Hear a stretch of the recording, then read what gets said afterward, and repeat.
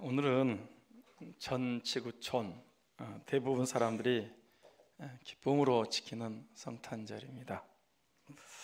오늘 이 성탄절에 나오신 모든 분들 진심으로 환영하고 사랑하고 축복합니다. 서로 인사하겠습니다. 참 잘 오셨습니다. 사랑합니다. 감사합니다. 축복합니다. 다시 한번 성탄 인사하겠습니다. 좌우 앞뒤로 멀리 보면서 메리 크리스마스.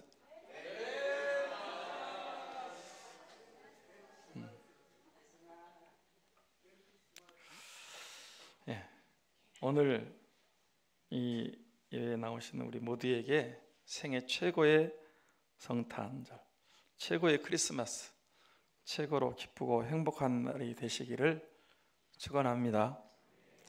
제가 지난주에 그런 말씀을 드렸습니다. 서구에서는 평소에 예수님 안 믿는 사람들 1년에 꼭 2번은 교회에 나온다 그랬어요. 그 2번이 언제인지 아십니까? 언제라고요? 부활절하고 성탄절하고. 부활절은 왜 나올까요?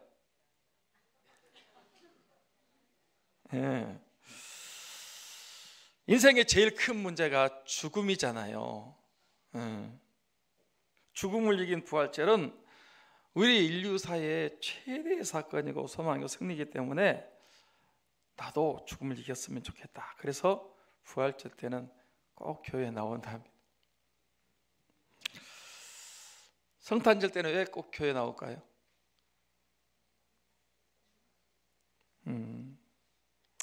성탄절은 온 백성의 미칠 큰 기쁨의 좋은 소식이 전해진 날이기 때문에 나온다는 거예요. 원래 하나님께서 창조하실 때는요, 죄도 악도 없고 참된 자유와 행복과 기쁨이, 축복이 넘치는 삶을 살았습니다. 우리 인류의 시조인 대표자였던 아담과 하와는 처음에 정말 행복했습니다. 정신 차리고 들으라 그런 거예요. 그런데 아담과 하와가 뱀의 게임, 사탄의 게임을 받고 죄를 지은 다음에 그 모든 것을 잃어버렸어요. 그래서 아담과 하와 자신도 불행했고요, 그 후손들인 우리 모든 인류는 죄와 사망, 저주와 고통, 질병과 아픔, 환난 가운데 살다가 늙고 죽어야 되고 심판받고 지옥 가야 됐습니다. 인류의 불행입니다. 그런데 사랑과 긍휼이 풍성하신 하나님께서 그런 불행한 우리 인류를 모든 사람 살리시기 위해서 구원받고 하나님의 자녀가 되어 생명을 얻고 더 풍성히 얻도록 하기 위해서 하나밖에 없는 독생자 예수 그리스도를 이 땅에 사랑으로 보내주신 날이 성탄절입니다. 그래서 성탄절은 저와 여러분 온 인류 모든 사람들이 죄와 죽음, 마귀, 사탄, 저주, 지옥에서 구원받도록 하기 위해서 예수님이 사람의 몸을 입고 찾아오신 날이기 때문에 이 날은 반드시 교회 와서 예배드리고 경배드린 날로 지킨다는 거예요. 부활절과 성탄절. 이러므로 오늘 모신 모든 분들, 또 처음 오신 분들 모두 잘 오셨습니다. 모두를 위해서 박수 한번 하겠습니다.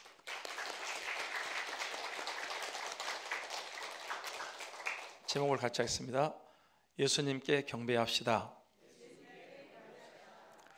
사랑하는 여러분, 제가 왜 예수님께 경배합시다 제목으로 설교하는지 아십니까? 성탄의 본질을 잃어버리지 말고 지키도록 하기 위해서입니다. 여러분, 성탄절이 되면 꼭 누가 등장합니까? 네? 산타크로스.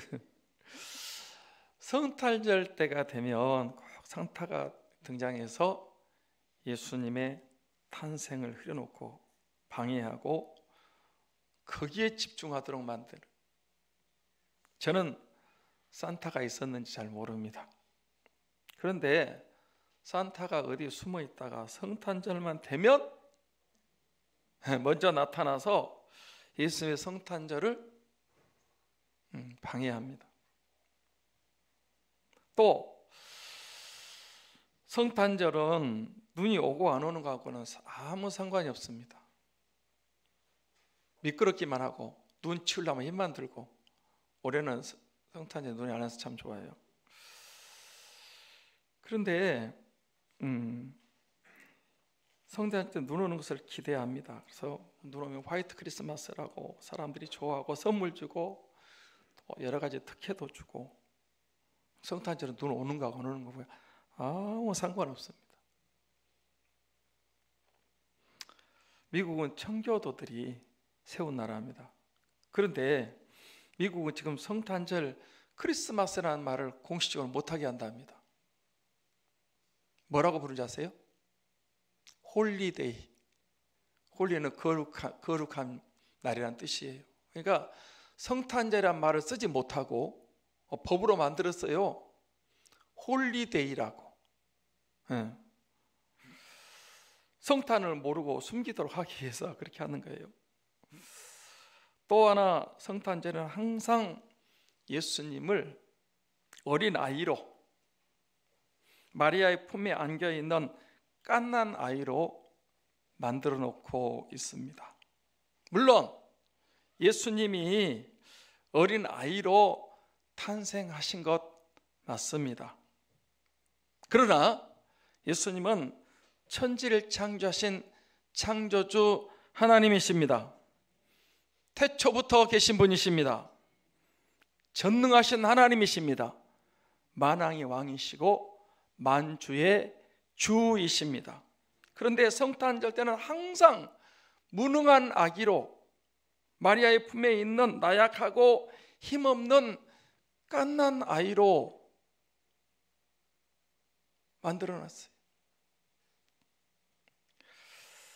그래서 이 예수님의 탄생, 예수님께 경배해야 되는데 항상 그 갓난 아이, 무력하고 나약하고 볼품없는 마리아를 높이는, 이게 참 웃기는 성탄절이에요. 보세요, 저는 성탄절 될 때마다 산타크로스나 또 흰눈이나 루돌프 사슴이나 홀리데이, 나약한 어린아이 만드는 것은 본질을 흐리고 감추고 숨기려고 하는 사탄의 계략이라고 봅니다. 그래서 우리는 아기 예수로 탄생하셨지만 예수님이 하나님이신 것을 바로 알고 그 예수님께 경배하는 저와 여러분들이 다 되셨으면 좋겠습니다. 첫째, 깨어있는 사람들입니다. 같이 합시다. 깨어있는 사람들. 자, 1절 2절 말씀을 보겠습니다. 같이 볼까요? 헤로드 왕 때에 예수께서 유대의 베들레헴에서 나심에 동방으로부터 박사들이 예루살렘에 이르러 말하되 유대인의 왕을 나신 이가 어디 계시냐? 우리가 동방에서 그의 별을 보고 그에게로 경배하여 왔노라 하니. 자, 여기 동방박사들이 나오는데 그 동방박사는 무엇을 연구하는 사람들이었을까요? 예? 자, 우리 아동부 친구들, 동방박사들은 뭐 연구하는 사람들이요? 별이래요. 별. 별은 언제 뜨고 언제 보입니까? 예? 밤에. 저녁이 돼야 별이 나타나잖아요. 별이 빛나는 밤에. 그러니까 동방박사들은 밤에 잠을 자지 않고 별을 연구하고 별을 찾다가 이상한 별, 에온의 별, 메시아의 탄생을 알리는 별을 발견하게 된 것입니다. 맞습니까? 아멘. 첫 번 성탄절 때 예수님의 탄생을 알고 만나고 믿고 구원받은 사람들이 다 누구였는지 아십니까? 깨어있는 사람들 다 주님 만났고 구원받았습니다. 이방인 가운데서 누가 깨어 있었습니까? 이방인 가운데 동방박사들. 예루살렘에서는 누가 깨어 있었습니까? 시므온과 안나, 목자들, 일하는 사람, 직장인 가운데는 누가 깨어 있었습니까? 양을 치던 목자들. 제사장들 중에 누가 깨어 있었습니까? 사가랴. 성도들 가운데도 깨어 있는 사람도 있었어요. 제가 이번에 강조한 말씀도 있습니다. 누가복음 1장 19절 말씀을 봅니다. 같이 볼까요? 그의 남편 요셉은 의로운 사람이라 그를 들으니 자 가만히 끊고 자요. 자, 그 남편은 어떤 사람이다? 의로운 사람이었다. 의롭게 살았다는 거예요. 누가복음 1장 5절 6절 말씀 봅니다. 같이 볼까요? 유대왕 헤롯 때 아비야 반열에 제사장 한 사람이 있었으니 이름은 사가랴요 그 아내 이름은 엘리사벳이라. 이 두 사람이 하나님 앞에 의인이니 주의 모든 계명과 규례대로 흠이 없이 행하더라. 이거 보세요. 사가랴 엘리사벳인데요, 의인이라. 주의 계명과 규례대로 흠이 없이 행하더라. 누가복음 2장 25절 말씀도 봅니다. 같이요. 예루살렘에 시몬이라는 사람이 있으니 이 사람은 의롭고 경건하여 이스라엘 유료를 기다린 자라. 성령이 그 위에 계시더라. 시몬이라는 사람은 어떤 사람이에요? 의롭고 경건하고 이스라엘 위로를 기다린 자고 성령이 그 위에 있는 사람이었어요. 자, 저 좀 보시고, 동방박사들, 요셉, 예수 육신의 아버지, 또 이 사가랴와 엘리사벳, 시므온, 목자들, 이 사람들은요 하나같이 깨어있는 사람들이에요. 의인들이었어요. 주의 말씀과 규례대로 살았어요. 흠이 없었어요. 첫 번 성탄 때 국가적으로, 사회적으로, 개인적으로 어둡고 혼란한 영적인 암흑기였습니다. 그런데 그럴 때 말이야, 의인으로 살았어요. 의롭게 살았어요. 말씀대로 순종하면서 바르게 정직하게 살았습니다. 그 시대의 남은 자들이었습니다. 지금 우리가 살고 있는 시대가 어둡습니다. 혼란합니다. 영적으로 암흑기장 캄캄합니다. 이럴 때 우리는 깨어 있어야 됩니다. 아멘. 말씀과 기도에 깨어 있어야 됩니다. 이 시대의 남은 자들이 되십시다. 의롭고 바르게 하나님의 말씀의 법도대로 살아야 됩니다. 남이 알아주지 않고 사람들이 인정해 주지 않아도 좁은 길, 의의 길, 바른 길을 묵묵히 걸어가는 것입니다. 그렇게 사는 것이 외롭고 고독하고 힘듭니다. 그러나 누가 보든지 안 보든지 의인은 믿음으로 살아야 됩니다. 그 사람이 반드시 은혜와 복을 받아요. 그 사람들이 주님 만나요. 틀림없이 주님 만나요. 그리고 위로받고 쓰임받고 생명을 얻고 풍성히 얻고 반드시 천국 가죠. 깨어 있어야 됩니다. 옆 사람과 인사합시다. 깨어 있읍시다. 의롭게 삽시다. 말씀대로 사십시다. 여러분, 이거요 답답한 것 같고 손해보는 것 같지만 절대로 그렇지 않아요. 네. 시대에 편승해가지고 사람들이 다 그렇게 산다고, 안 들어 하는 얘기만 다 지옥 간다고 여러분 지옥 갈 거냐고. 우리는 믿음이 있잖아요. 오직 의인은 믿음으로 산다고 그랬어요. 네. 남은 자들이 되셔야 돼요. 이 시대에 의인들이 되셔야 돼. 하나님 말씀대로 살아야 돼. 좁은 길을 가셔야 돼. 이게 믿음 생활입니다. 할렐루야. 둘째로 찾아가야 합니다. 같이 합니다. 찾아가야 합니다. 자, 2절 말씀을 다시 보겠습니다. 같이 볼까요? 유대인의 왕으로 나신 이가 어디 계시냐? 우리가 동방에서 그의 별을 보고 그에게 경배하러 왔노라 하니. 사랑하는 여러분, 동방박사들이 밤에 깨어있다가 구세주의 탄생, 메시아의 탄생을 알았어요. 그리고 알고 예수님 만나기 위해서 어디서부터 왔다고 하는 것입니까? 어디서? 동방에서.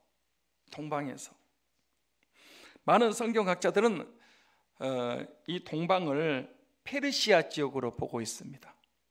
페르시아.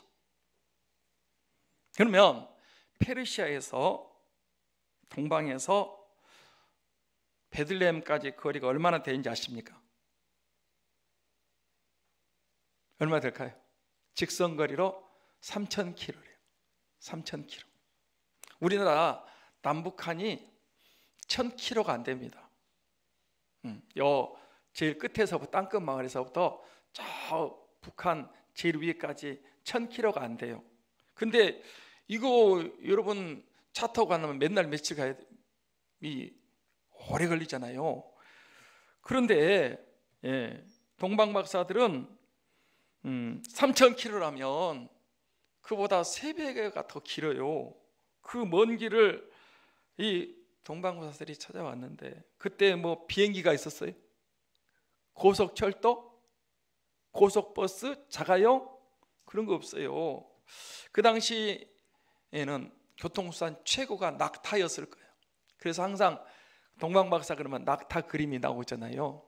아마 그것 타고 왔을까요? 낙타 타고요, 산을 넘고 강을 건너고 그리고 사막을 통과하고 그 3,000km의 먼 길을 찾아왔을 것입니다. 오는 기간은 얼마나 걸렸을까요? 적게 잡아도 5, 6개월이고요 넉넉히 잡으면 1년 이상 걸렸을 거예요. 그러니까 헤롯 왕이 얘들 죽일 때요 2살 아래를 죽인 거예요. 동방박사들이 그날 저녁에 온 거 아니야. 그날 저녁에는요 목자들이 왔어요. 동방박사는요 한참 후에 도착했어요. 그거 아세요? 동방에서부터 찾아오잖아요. 굉장히 오래 걸렸어요.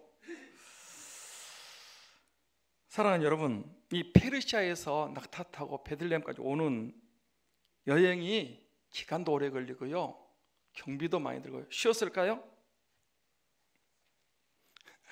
여행 힘듭니다. 집 떠나면 개고생, 고생이잖아요. 그런데 보세요, 동방박사들은 메시아 구세주의 탄생을 하고 가만히 있었습니까? 그 먼 길을 시간도 많이 걸리고 돈도 많이 들고 힘도 들고, 그런데 그 어려운 길을 가만히 있었어요? 찾아갔어요? 예? 왜 그 먼 길을 찾아갔다고요? 메시아 만나기 위해서. 사랑하는 여러분, 그런데 그 예루살렘에 있던 대제사장, 서기관, 바리새인, 율법사, 유대인들은 메시아 그리스도의 탄생을 알고도 찾아갔습니까? 안 찾아갔습니까? 찾아갔어요? 안 찾아갔어요? 안 찾아갔어요. 사랑하는 성도 여러분, 저와 여러분들도요 말씀을 듣기만 하고 알기만 하고 행하지 않고 실천하고 순종하지 않으면 잘못 믿고 있는 것입니다. 맞습니까? 맞습니까? 이 사람들도 종교 생활에서 형식적으로, 습관적으로, 의식적으로는 했지만은 그러나 행함은 없어요. 행하지 않는 거예요. 말만 해. 말만. 실천은 없어요. 메시아의 탄생을 하는데 동방박사들은 그 먼 길을 그렇게 힘들고 그렇게 오랜 시간에 그 고생을 하며 찾아왔는데 이 사람들은 알고도 한 사람도 안 찾아간다. 잘못 믿고 있는 거죠.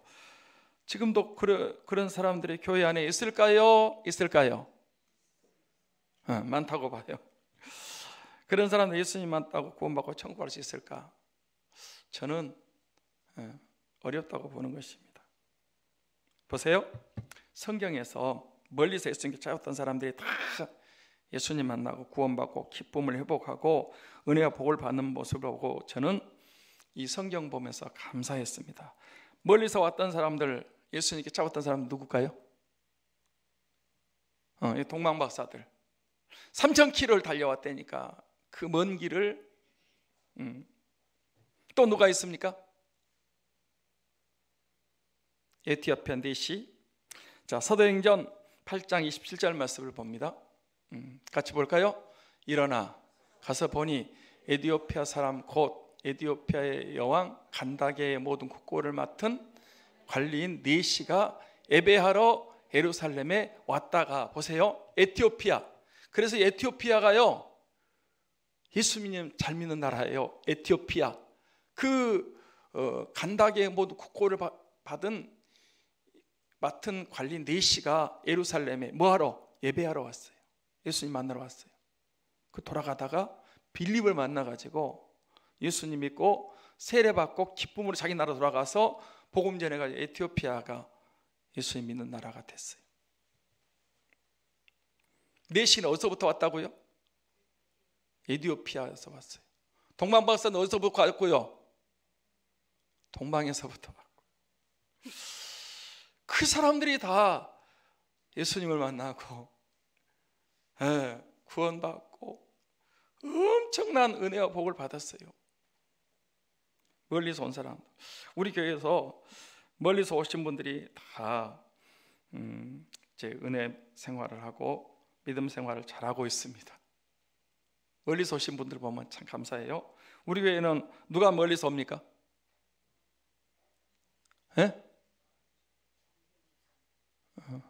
동두천에서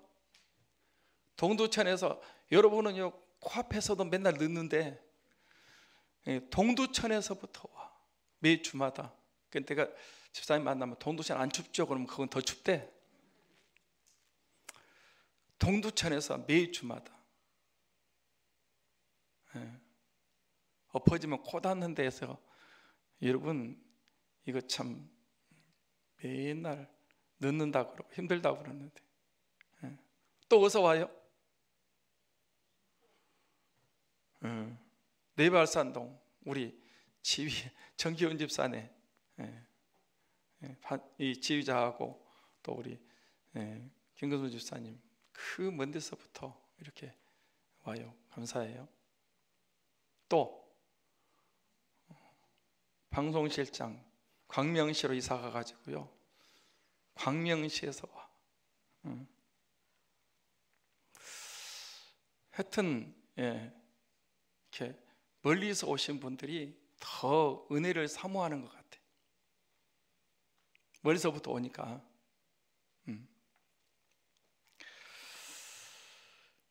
또 꼭 교회는 못 나오지만 인터넷으로 예배하는 사람도 있어요. 안 빠지고 예배하더라고. 감사해요.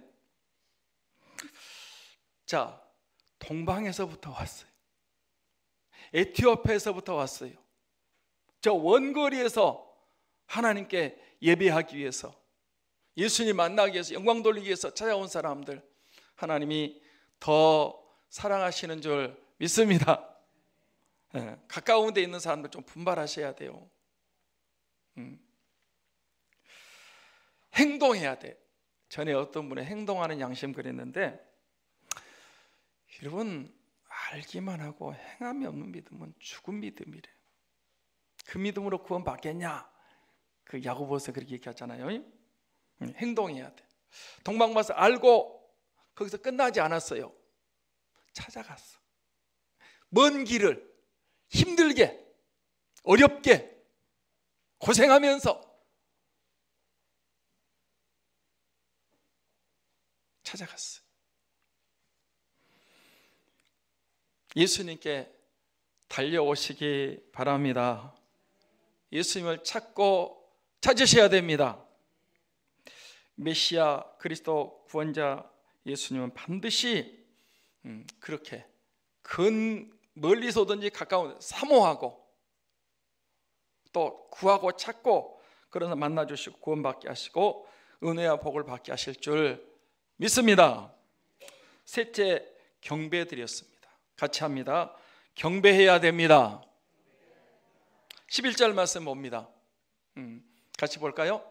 집에 들어가 아기와 그의 어머니 마리아가 함께 있는 것을 보고 엎드려 아기께 경배하고 보배합을 열어 황금과 유향과 몰약을 예물로 드리니라. 사랑하는 여러분, 자, 동방 박사들이 깨어 있다가 누구의 탄생을 알았다고 그랬어요? 메시아 구세주 그리스도의 탄생을 알았어요. 알았으면 가만히 있어야 됩니까? 찾아가야 됩니까? 찾아가야 돼요. 왜 별이 베들레헴으로 직통으로 인도하지 않고 예루살렘으로 인도했을까요? 성탄의 별이 별 따라왔거든요. 왜?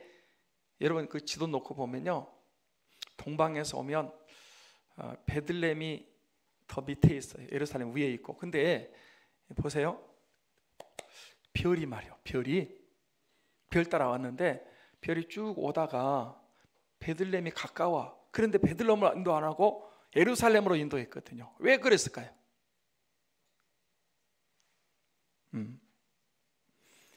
예루살렘에 있는 사람들에게 메시아 구세주의 탄생을 알려줘서 믿고 구원받도록 하기 위해서 일부러 예루살렘 인도하신 거예요. 그런데 예루살렘 사람들은 이 메시아 그리스도의 탄생을 알았어요. 알고 찾아가지 않았습니다.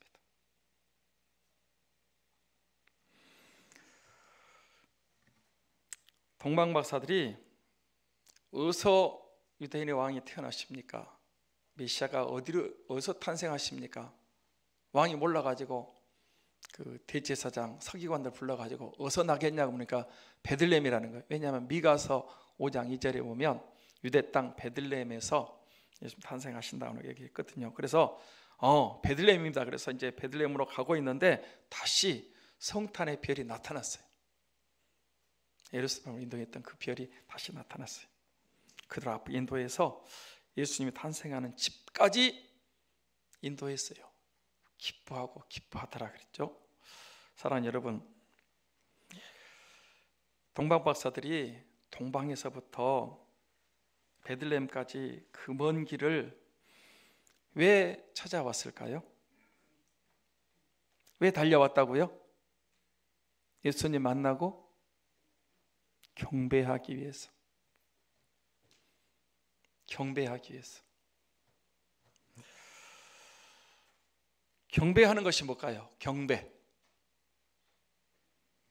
엎드려 절하는 것. 믿음으로 겸손하게 절하는 것. 전심으로 예배하며 영광 돌리는 것을 경배하는 것이다. 이렇게 말할 수 있습니다. 사랑하는 여러분, 성탄절 크리스마스는 누구에게 엎드려 경배하는 것입니까? 누구에게? 예수님께 엎드려 경배하는 거예요. 저와 여러분들 믿음의 사람들은 우리를 저와 여러분 구원하시겠어 하늘 영광 보좌 버리고 낮고 천한 인간의 몸을 입으시고 가장 비천한 곳 마국간에 태어나신 예수님께 엎드려 절하고 겸손하게 절하고 전심으로 굽혀 절하고 예배하며 영광 돌려야 됩니다. 아멘. 오늘 우리의 모든 똑똑을 내려놓으시고 우리의 교만을 다 내려놓으시고 겸손한 마음으로 최대한 낮은 마음으로 예수님께 절하며 경배하며 예배하며 영광 돌리시기 바랍니다. 지금도 베들레헴에 가면 성탄 교회가 있어요. 성탄 교회가 있는데 그 입구를 이렇게 낮춰놨어요. 성탄 교회 입구는 낮아. 입구 자체가 낮아요. 왜냐하면 굽히고 들어가야 돼요. 거기는 왕도, 권세 있는 사람도, 부자도 누가 오든지 그 성탄 교회를 들어가려면 입구가 낮아. 일부러 그렇게 만들어 놨어요. 그래서 굽히고 안에 들어간다는 거예요. 머리를 숙이도록. 보세요. 여기 동방 박사들도 세상 명예, 권세, 지식 다 갖고 있는 사람, 예수님 앞에 자신을 최대한 낮추고 엎드려 경배하며 절하며 예배하며 영광을 돌렸습니다. 이제 우리가, 저와 여러분들이 성탄하신 예수님께 엎드려 절하고 경배하고 예배하고 영광 돌리셔야 됩니다. 그리고 동방 박사들이 엎드려 절하면서 무엇을 예수님께 드렸다고 그랬어요? 무엇을? 황금과 유향과 몰약을. 황금과 유향과 몰약은요, 그 당시 최고의 예물이고 최상의 보물들이었습니다. 저는 성탄 때 그런 생각도 한번 해봤어요. 우리도 성탄하신 예수님께 황금 있으면 좀 드렸으면 좋겠다. 황금 없죠? 숨겨놓은 거 있어요? 전에 막 은혜 받은 사람은요, 금반지도 빼서 드리고 황금도 드리더라고. 유향 있으면, 몰약도 좀 있으면, 우리가 있으면 좀 드렸으면 좋고. 왜냐하면 받기만 했잖아요. 다 받았잖아요. 그러니까 예수님께 드리는데 이제 우리는 황금과 유향과 몰약을 못 드린다 할지라도 우리가 마음을 담긴 예물, 정말 정성을 다해서 진심으로 드리는 최고의 예물을 우리 예수님께 드리며 경배하는 성탄절이 되었으면 좋겠습니다. 말씀을 마치려고 합니다. 오늘은 온 인류에게 최고로 기쁜 소식, 우리의 구원하신 구세주 메시아 그리스도께서 탄생하신 날, 성탄절입니다. 그 예수 그리스도를 나의 구주로 영접하고 믿어야 됩니다. 깨어 있어야 됩니다. 찾아가야 되고 행동하는 사람들이 되셔야 되고요. 예수님께 평생 경배하며 예배하며 그 주님을 주인으로 모시고 믿고 의지하며 사랑하고 순종하고 믿음으로 사셔야 됩니다. 그렇게 살면 구원받습니다. 생명을 얻고 풍성이 얻습니다. 복된 삶, 쓰임받는 삶을 살고 천국 가는 성도가 됩니다.